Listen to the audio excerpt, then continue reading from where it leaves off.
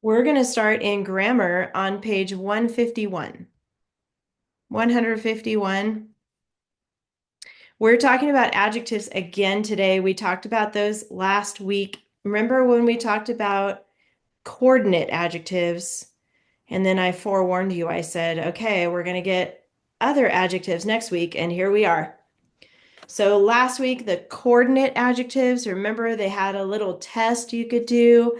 You can reverse the order. It's when you have more than one adjective describing something. When you have more than one adjective in a row, then you can test it by reversing the order or adding and in between and see if it still sounds okay. And that was what coordinate adjectives were. And then if it passed the test, then you put a comma between. Well, today we're going to talk about cumulative adjectives. So I'm going to jump down here to the second paragraph where it says adjectives are cumulative. This is different than coordinate. You can see the dark word there, coordinate. That's what we learned last week. This week is cumulative if the first adjective describes the second adjective and the noun that follows. Cumulative adjectives follow this specific order: quantity, opinion, size, age, shape, color, origin, material, purpose. So in English, when we have more than one adjective, they follow this order, okay? And they're called cumulative. Because cumulative adjectives must be arranged in a specific order, the adjectives are not separated with a comma. And that's why we have the comma crossed out here. Do not use a comma to separate cumulative adjectives. So yes, use a comma when they're coordinate, when you can change the order and you can put and in between, comma for those. But if they follow this order, then you do not need a comma. They're cumulative. So it says two tests. We learned these last week, but they'll help you decide. They can help you determine whether the adjectives before a noun are coordinate or cumulative. Remember these two questions. Can you reverse their order? Can you add and between them? If you answer yes, the adjectives are coordinate, use a comma. If you answer no, the adjectives are cumulative, do not use a comma. This is your example. They entered the immense green forest. Immense is a size word. Green is a color word. So those two adjectives in a row, and they're asking you to reverse it. If I were to say the green immense forest, doesn't sound as good as immense green forest. So that's a no. And then can you add and between immense and green forest? You can, but it doesn't sound as good. And so because you guys have been speaking English since when you first learned how to speak, you're going to go by how it sounds. But the other thing to do is check the dosiscomps. Dosiscomp. I'm going to tell you that in a second, so forget I said that. Check the order of the cumulative adjectives and notice that size is here and then later we have color. So it kind of fits the order. Okay, we're going to talk more about that in a second. So you don't need a comma for this one.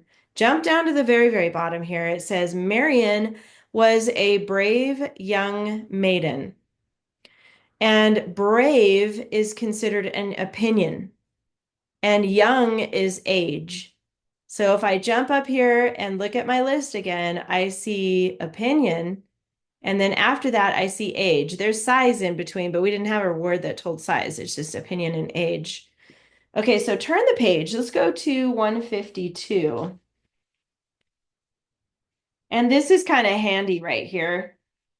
You have a chart. And on this chart, right here on the left column, you'll see categories, and you're going to see those same categories I just read in the list. This is a little bit more of a visual in the order it goes. Quantity, opinion, size, age, shape, color, origin, material, purpose. And if you look at the examples, it tells you examples for each category. So one thing I want you to write on here, next to that word quantity, turn off this light here. Go. I want you to put the word determiner. And you're going to write it right next to where it says quantity. It's another way to, it's another word for that category, determiner. So determiner or quantity is going to tell examples like this: three, a number, it could be any number; several, few, it could be a word like some or none, things like that. That's called the determiner or a quantity. And then what I want you to do is circle that D that you just wrote in determiner. And then I want you to circle every first letter of each of the categories. So you're going to circle the O. I know it's kind of small, but it's kind of try to circle O in opinion, circle the S in size, circle the A in age, S in shape, C in color, O in origin, M in material, and P in purpose. You're just going to circle those first letters, and I'll tell you why. We're going to make up a word here. Other people use this word too, and I kind of said it earlier by accident. But the word is dosascomp. It's not really a real word, but it's a way to help us remember the order of these adjectives. It's kind of like using fanboys when we want to find a coordinating conjunction, or we use ww.asia for when we want to look for an adverb clause. We're going to use this one, dosascomp. And if you look at all the first letters, that's what it spells. So way over here on the side, let's just write out those letters: D, O, S, A, S, C, O, M, P. Dosascomp. That's what these letters, all of the first letters of those categories, that's what it spells, dosascomp. And it's a nice, handy, dandy way to remember the order of adjectives when they're cumulative. Now, that's what we're talking about, cumulative adjectives. If you jump down here, there's a few examples like this one. Robin was a skilled English archer. So skilled would be an opinion. English is going to be the purpose. That's look at purpose, by the way. Let's jump up to that one so we can explain that one. Do you see how it says bullseye and then in parentheses it says target? It's telling what kind of target. Frying pan, it's telling what kind of pan, frying pan. Baseball glove, it's telling what kind of glove. So English teacher or English teacher, English archer, that's telling what kind of archer. Actually, you know what? I messed up because I'm looking at origin here. English is on origin. I just realized that. So English, African, Catholic. So these are where those come from. So it could be even like a Californian something. So I messed up. I said purpose. We'll use that too. But in this sentence with English, it's actually origin. So opinion and then origin. So if I look at opinion is up here, origin is down here. It follows that same order. Look at the next example. He practiced with several proficient young men. Several would be considered your determiner or quantity. And then proficient is considered an opinion. Proficient, that's an opinion. It's listed here as an example by opinion.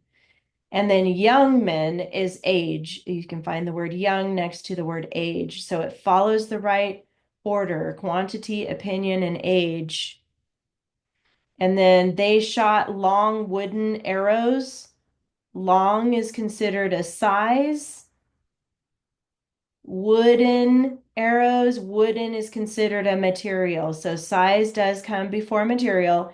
And the last example, they aimed at a circular bullseye target. Circular would be a shape. So that would be under S here for shape. There's circular. And then bullseye target, that one is telling the purpose. Okay, and that goes in order. Shape comes before purpose. All right, to help you understand this even better, I have a video I want to share with you. This is from Khan Academy. I love that site, especially their grammar videos. And I love the way they describe this. So let me share my screen here, and then we'll watch this video, and then we'll talk about it a little bit more, and then we'll do our practice page.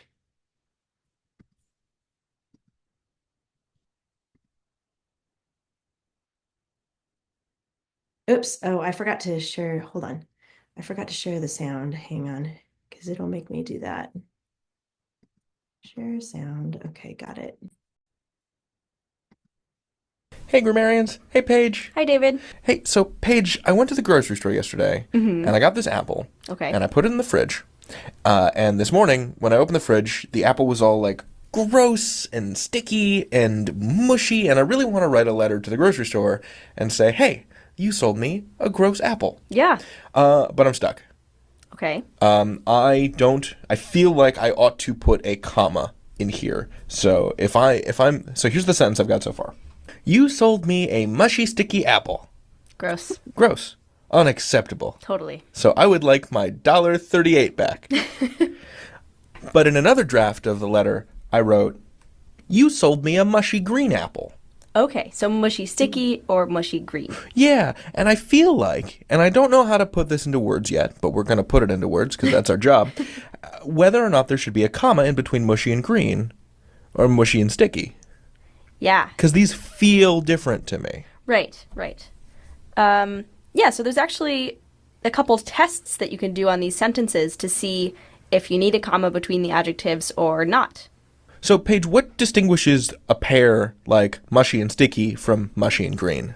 There's this sort of hierarchy or like order that you put adjectives in when you have multiple of them in a sentence, and it is called dosa scomp. Dosa scomp.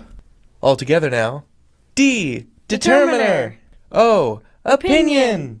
S, size. A, age. S again, shape. C, color. O, origin. M, material.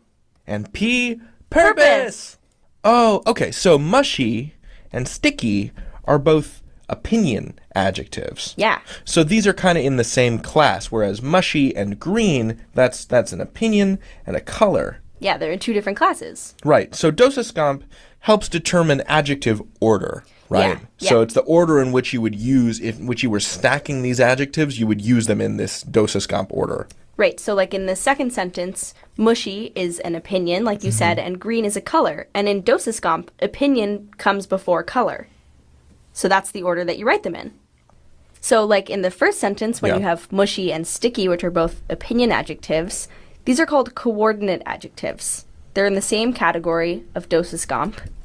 And if you wanted to, you could reverse the order. You could say sticky, mushy apple. Well, let's try that. Yeah, Looks good to me. Sticky, mushy, mushy, sticky. same thing. Okay, so if we're trying to determine whether or not we have coordinate adjectives, I guess the first thing we would do is consult dosa scomp. Yep. Right, so that's step one. Yep. And what is a dosa page? Oh, it's like a pancake, right? Yeah, it's like a South Indian pancake. That's pretty cool. And to scomp is a word we made up that means to eat. Sure. Eat some pancakes. Scomp on them. So that's step one. Step two, try the reversal method. Right, and that's like changing it from mushy sticky to sticky mushy. And step three is stick an and in there. Mm-hmm. If you can reverse the order of the adjectives and you can put and in between the two of them, then they're coordinate adjectives. And if they're coordinate adjectives, you need to separate them with a comma. Exactly. And that's why in the case of the second sentence with mushy green apple, you don't put a comma between them. They're in different categories in dosa scomp, and so they must stay in that order. And there's no need for a comma. Thanks, Paige. I'm going to get back to drafting my angry letter. You can learn anything. David out. Page out. Okay, there you go. So, in our grammar book for this week and for the rest of our book, you're going to see adjectives listed, and you're going to have to decide, are they coordinate adjectives or are they cumulative? And remember, coordinate come from the same category, and sometimes they use the word class, like the same class, same thing. It just means they come from, like, if they're both opinions or they're both colors, then you need a comma. But then if they are in different categories and they follow the same order as dosiscomp, then you don't need a comma. So that's what we're going to remember. So let's turn to the practice page then next. And that's going to be on 153.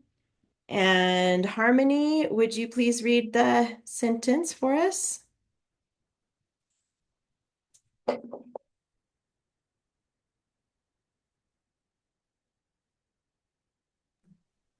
you go.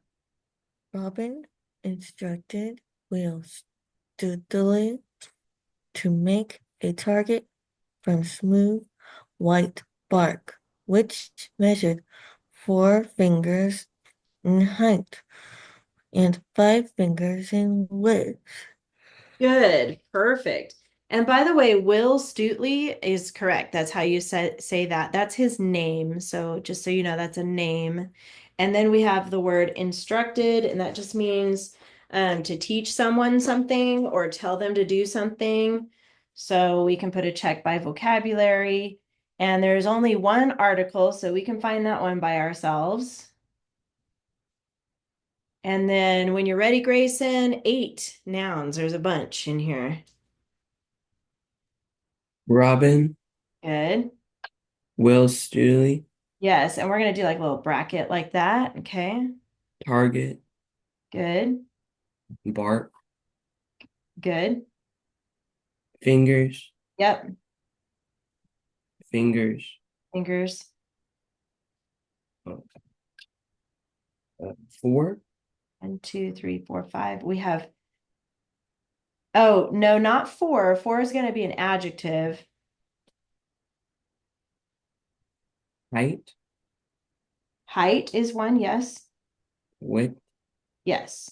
I think you got it now. 1, 2, 3, 4, 5, 6, 7, 8. Yep, that's it. Height and width are nouns, yes. And we know that because we see in right before, we know that's a preposition, in height, in width. And then Harmony, what about 4 adjectives?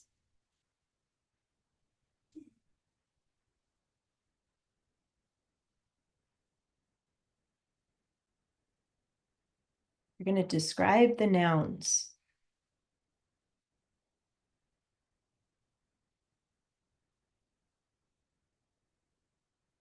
Oops, you're muted. Hold on, I can't hear you. There you go. Or again. I'm sorry. Smooth, Good. Smooth is 1. white, Good. 4, Yes, and we need to change that to a word, huh, Harmony? 5. And 5. Very good. So let's put words for those. Because remember back when we talked about numbers, it said if you can express the number in 1 or 2 words, you should write them out. So 4 and 5, we should write those out. F-I-V-E. And you're right, those are also adjectives. Very good. Got those. Coordinating conjunction, Grayson.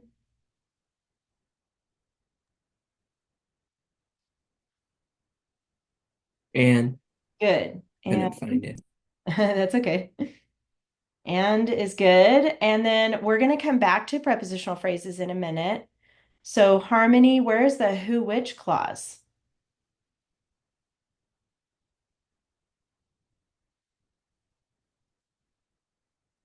It starts. Where does it start? Read the whole who which clause.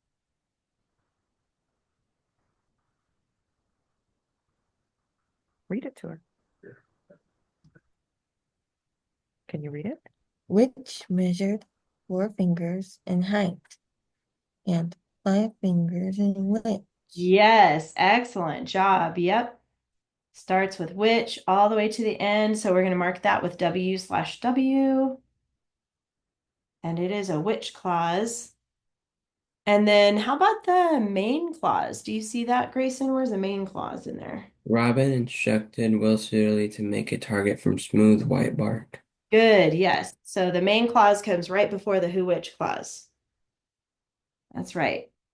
And then we've got subject verb pairs. So how about Harmony? You can find the subjects and then Grayson can find I'm sorry, let me say that again. Harmony find the verbs and then Grayson can find the subjects. So where are the verbs at? Is it Instructed, Good.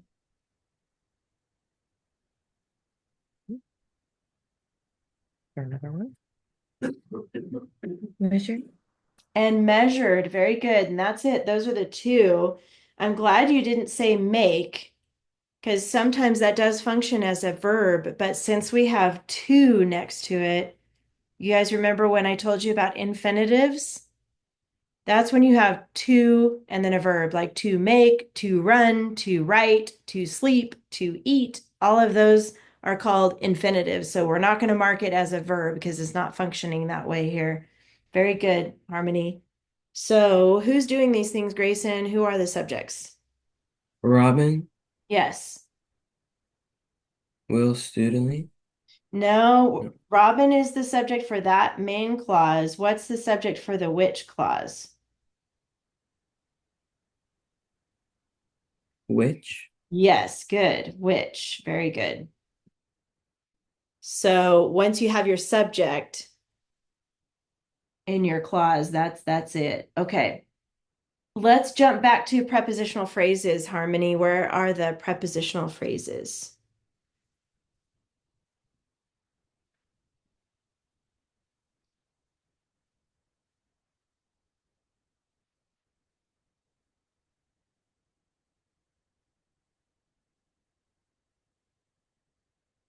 Oops, I can't. Oh, there you go.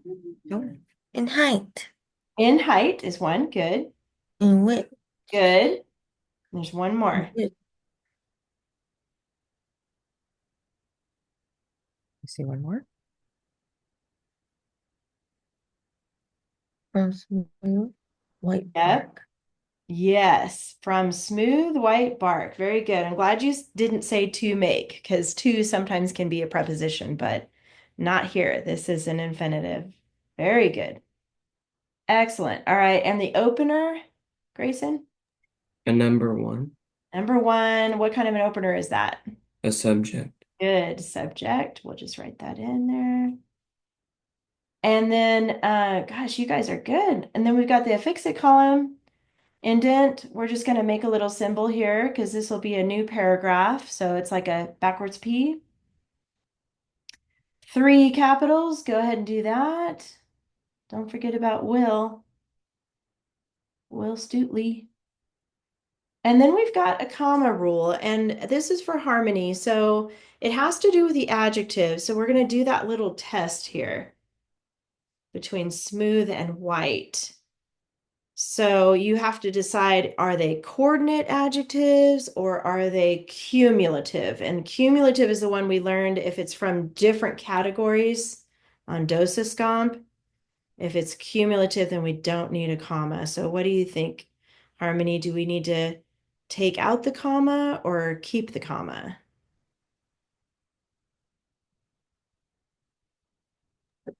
Tell her what you did. Don't You took It- out. I took out the comma. Good, that's right. Very good, because it is cumulative. Smooth is actually considered an opinion if it's smooth. And then white, obviously, is a color. So those are two separate categories. Very good. So we take that comma out.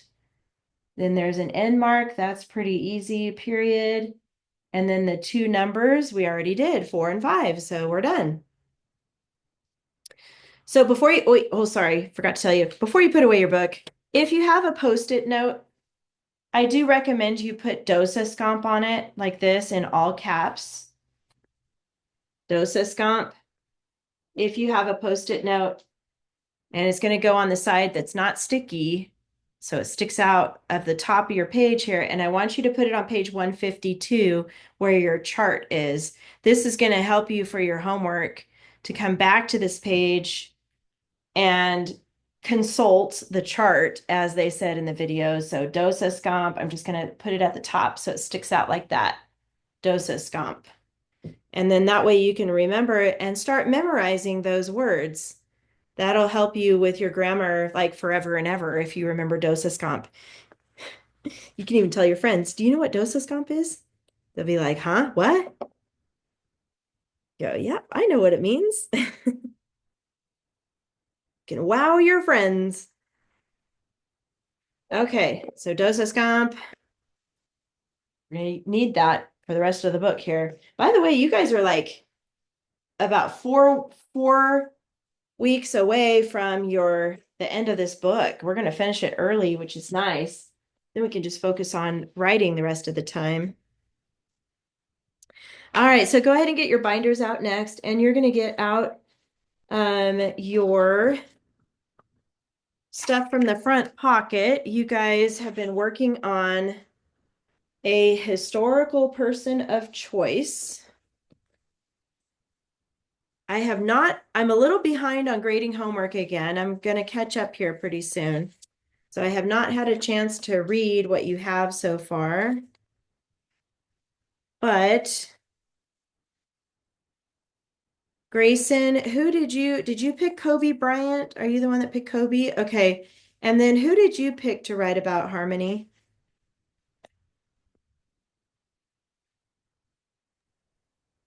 Charles Schultz. Charles Schultz. Awesome. Charles Schultz. I forgot who that is. I know the name. I should know who that is. What did he do? It's Snoopy. Oh, yeah. I was like, why is that so familiar? He made Snoopy. Oh, that's perfect. I love it. Very cool. Okay, so today we're going to do two things with your person of history. You're going to work on your third paragraph because so far you have two paragraphs about your person of history. We're going to work on the third paragraph, and then I'm going to teach you how to make a bibliography. Have you guys heard that word bibliography before? You ever heard that word? No? So a bibliography, when you're writing a report or a research paper, especially in high school and in college, they will require you to have a bibliography page. And it's a page after you write your report or your research paper. It's on a page all by itself at the end. And the title is bibliography. And it means where you found your information. So you're going to make a list of all of the places you found your information because you guys went online and you researched and you got websites. You went to websites. Sometimes for research, you can go to the library and get books. You can watch documentaries. There's other places we can find information. But for this paper, we only used the internet. So I'm going to show you how to make a bibliography page that shows whoever's reading your paper where you got your information. That's basically what that means. So let's set up for paragraph 3 first, though. So you will need a new piece of white paper. Hopefully you have some left in the back pocket. If not, you can use regular printer paper. That's okay. You just have to write kind of small. So either way, if you have another white page, get it out. If you don't have any more big pages left, and by the way, if your parents want to get you some more, because you will need a few more before the end of the year, you can get this at Walmart or Target or wherever you go do your shopping. They have this paper. So you're going to do the taco fold. You guys remember how to do that? Do the taco fold and then fold it in thirds.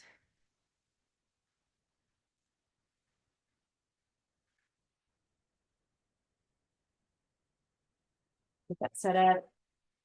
So one thing I forgot to tell you last week. So I'm going to have you, before we start filling out the blank one, go back to the one that you did last week.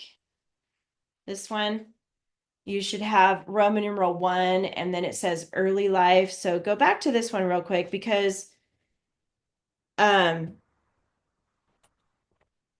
actually, you're not doing more paragraphs. No, never mind. We're good. This is good, but you've got your list of possible topics right here. I made some notes on this one, but and this was probably for yours, Grayson, I think with Kobe Bryant. But your first paragraph was early life, so you can write a Roman numeral 1 next to that. And then I think we already decided, thumbs up if you know what you're going to write for your Roman numeral 3. Okay, good. You guys got that? Okay. Yeah, death and legacy. I think that's what most people decided to write about because usually a person who's famous, they there's something that they leave behind for us to learn from. So go ahead and put A. This is going to be for Roman numeral 3. And go ahead and set this up. 4 and 5 is in parentheses. We got B. This is all for Roman numeral 3 here.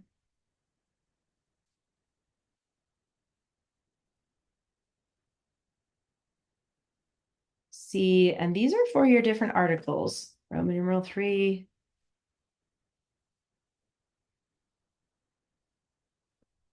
Four and 5. And for your fused, we're going to do 1 through 6.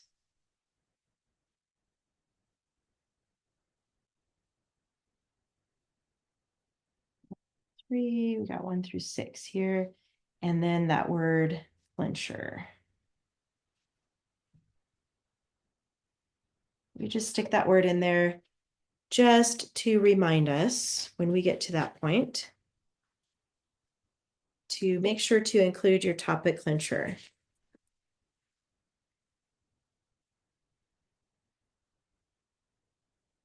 Okay. And for the topic, you can use initials for your person. If you want to put initials here, like for Kobe Bryant, it would be KB. And then you're just going to put death and legacy. And by the way, this is just to remind you of the topic that this is the information you're going to look for on your articles. And you don't necessarily have to use the words death and legacy in the first sentence. It's just to tell you what you're writing about here. You can change that up when you go to type it. Okay. So initials, death, legacy, and then initials, death,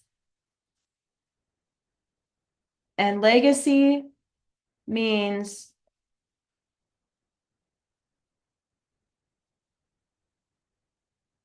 what did they leave behind? Like I know for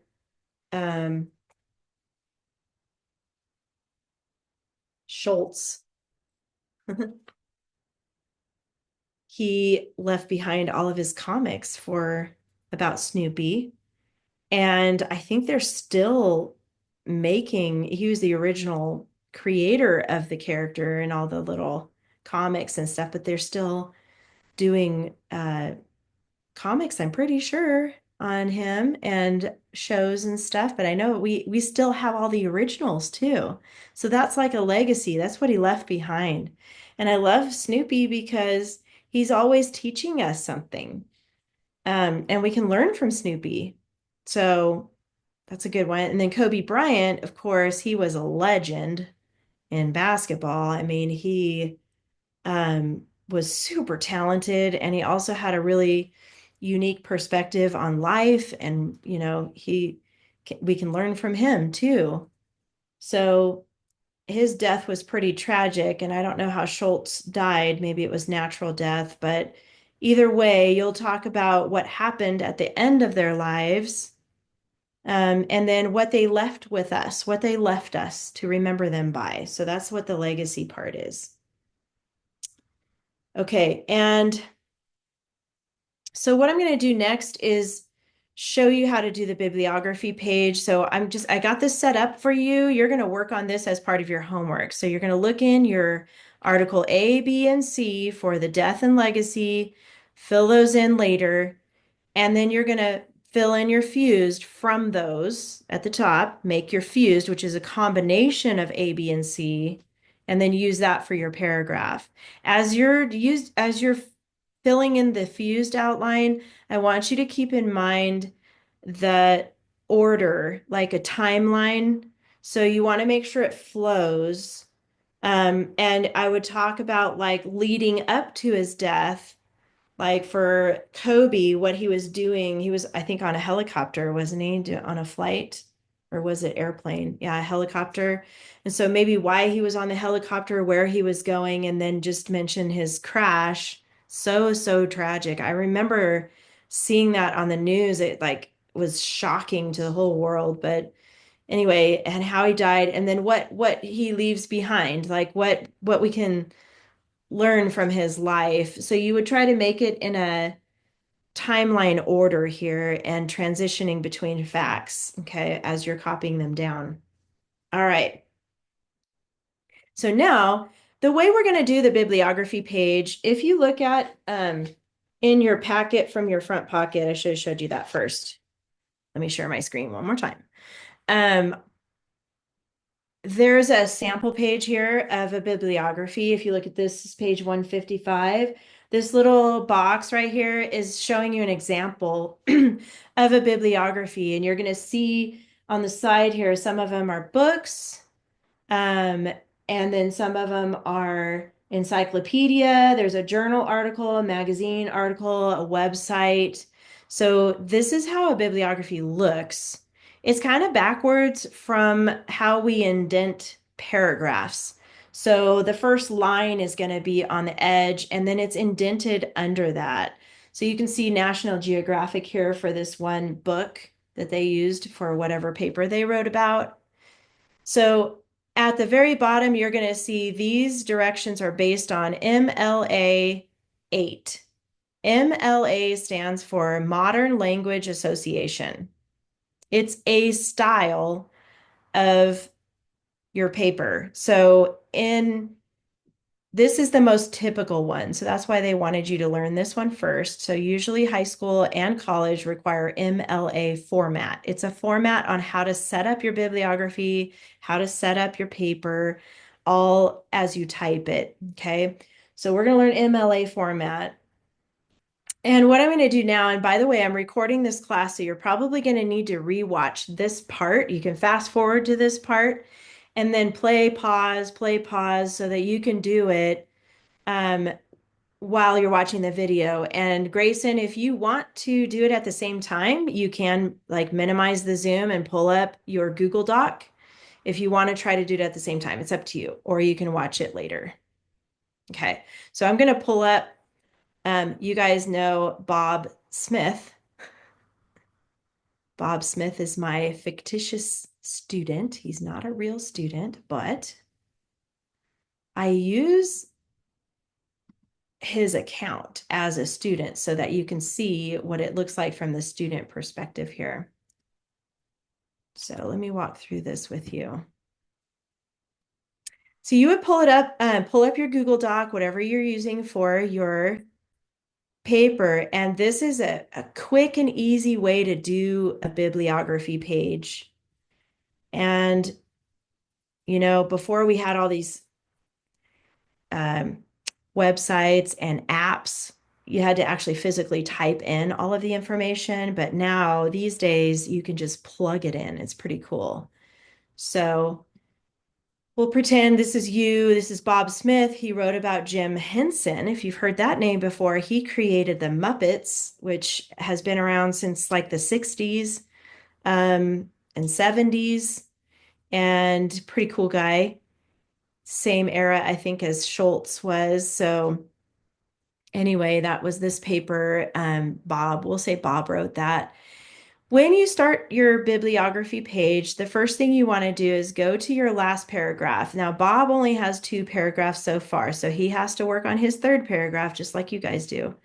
But you're going to enter all the way until you get to a blank page. Okay, see how it just, if I keep hitting return or enter, it goes to a new page.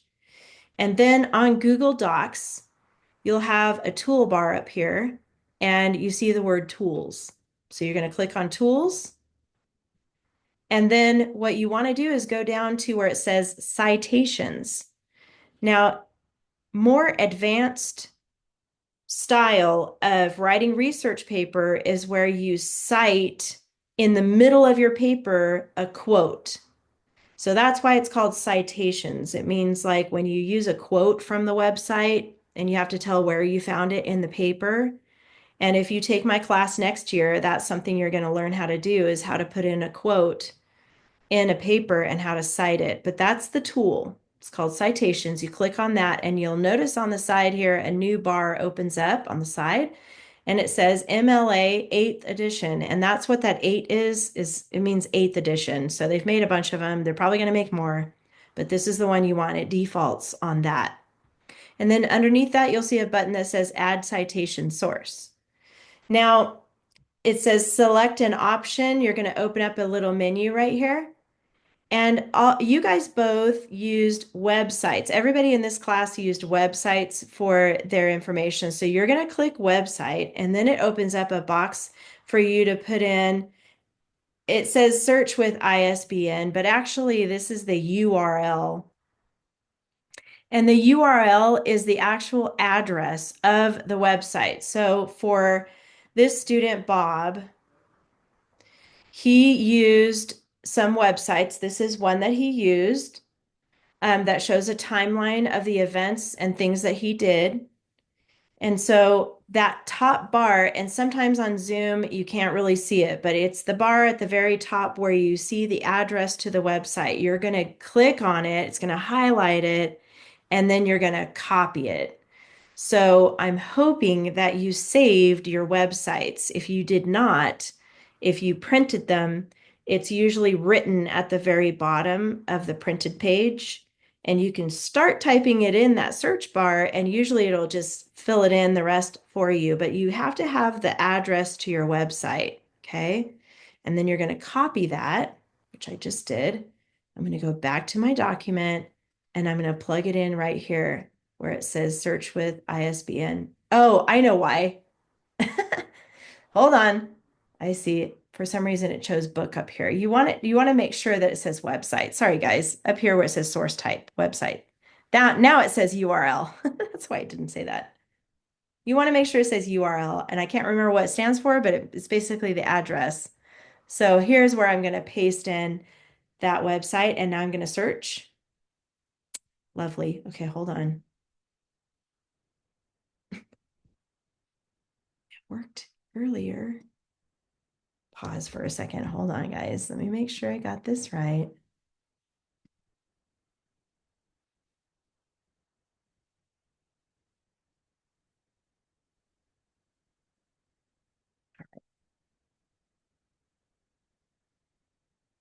Copy.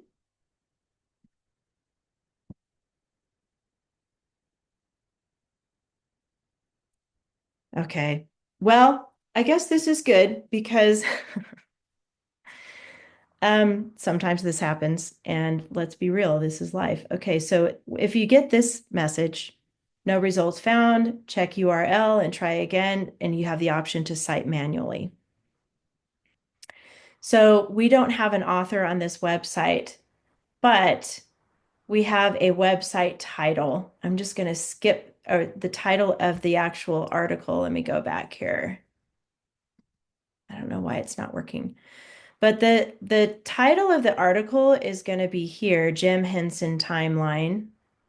So I'm going to go back to my page and I'm going to type in Jim Henson Timeline. Oh, it is an O-N, huh? Jim Henson with an O-N.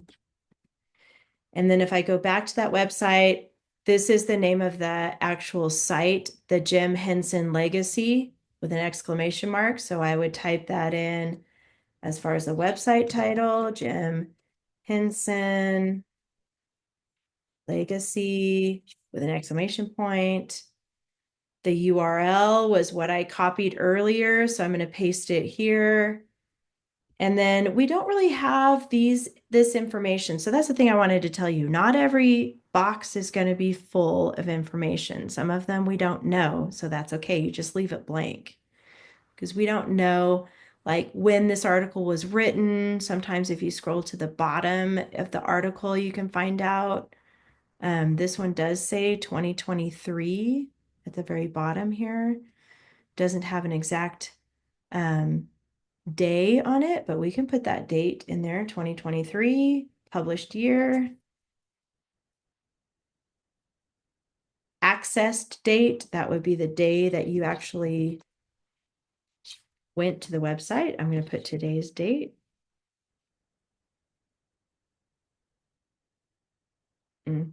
Okay, so this is day, so we'll just put 10 for day. Month is April. Accessed year is 2025. This is good to walk through this because it is tedious, okay? That's all right. Those little asterisks that you see there that are green, that means that they want you to make sure to have that part in there, and we do for all of it. Once you get all the information in there that you have, then you're going to add citation source, and you're going to click that, and then it adds it to this little sidebar here. Now, you guys used 3 sources, so that's 1. Let's just hope the next one works. But you're going to add another source. So we're not going to insert yet. And by the way, it's calling it works cited. That's another way to say bibliography. And we're going to talk about that a little bit more in a second, but you're going to add another citation source. This time I'm going to make sure the source type says website, access by website. And here's the other article that Bob used from biography.com. There's some of the Muppets behind him there. And by the way, he also did Sesame Street. So you see Ernie. These are some of the other Sesame Street characters too.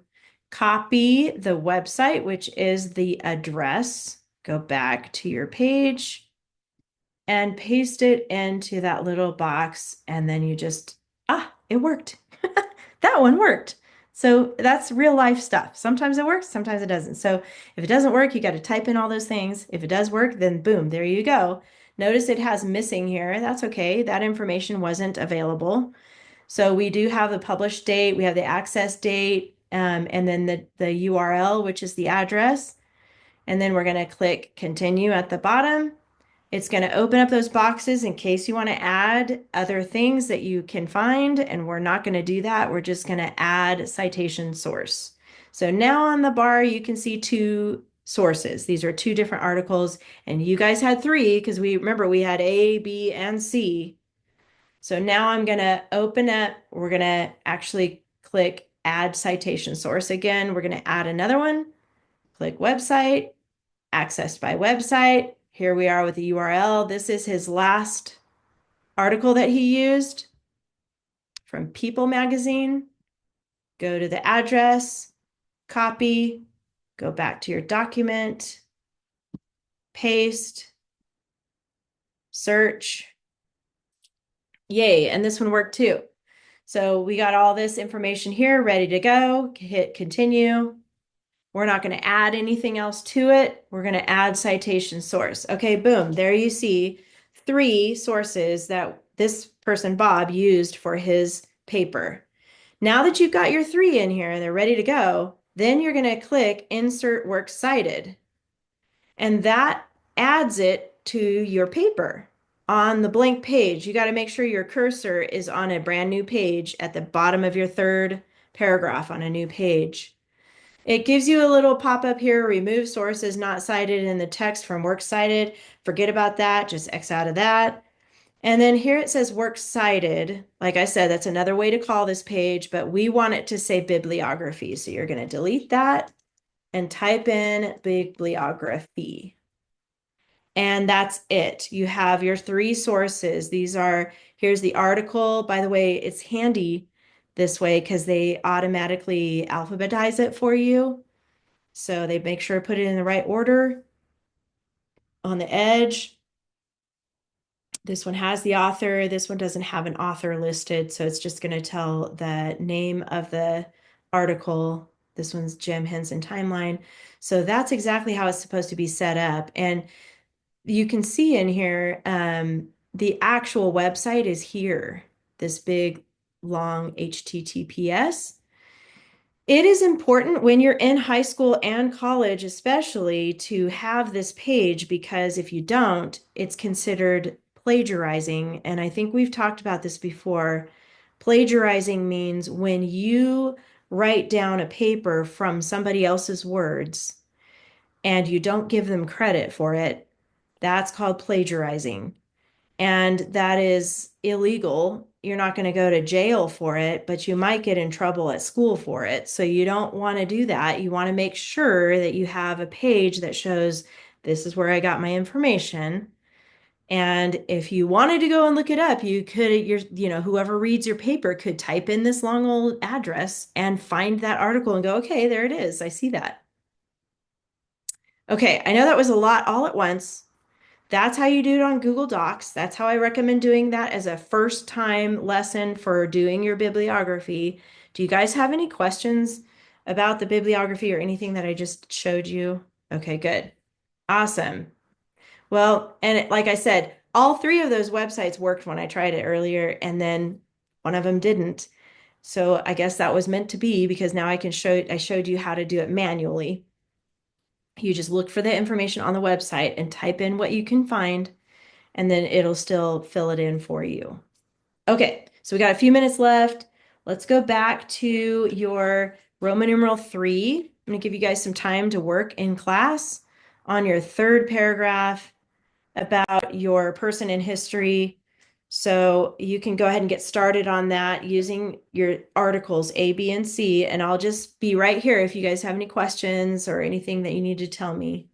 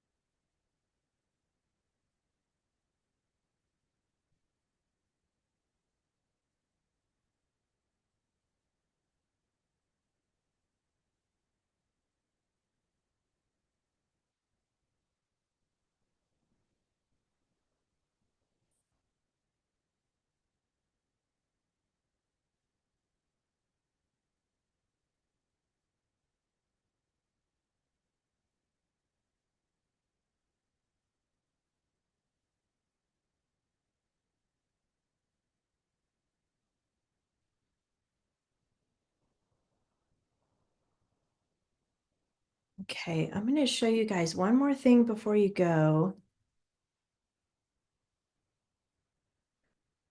On your Google Classroom, I'm going to attach a document. I think I've shared this before, so let me just show you what it looks like.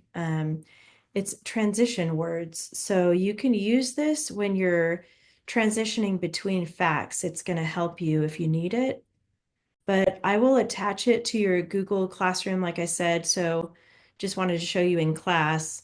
Each one of these boxes is a different style or what you need the transition for. So if you're adding information about your person in history, you can use words like as well as, or furthermore, or addition to, in addition to. So this green box up here is all about if you want to add information, if you want to illustrate or illustration, such as all of these are examples on how to start a sentence that's showing an illustration or cause and effect, or maybe down here the time and sequence. So you can have some options here on how to start off your sentences between facts, because sometimes if we just put a list of random facts and we try to make them into sentences, it's not going to flow. This page will help you come up with ways to make it flow. So I will attach that to your homework. I just wanted to show you that ahead of time. And then your homework is going to be to finish your fused outline for Roman numeral 3, and you're going to write your third paragraph, add it to the first two paragraphs, and then you're going to do your bibliography page. And you can watch this video if you need to, and then turn in your 3 paragraphs plus the bibliography page on a separate page. And that's it. So next week, no class. We have spring break. Happy Easter, and I'll see you in 2 weeks. Bye, Bye-bye. Harmony. Bye, Grayson.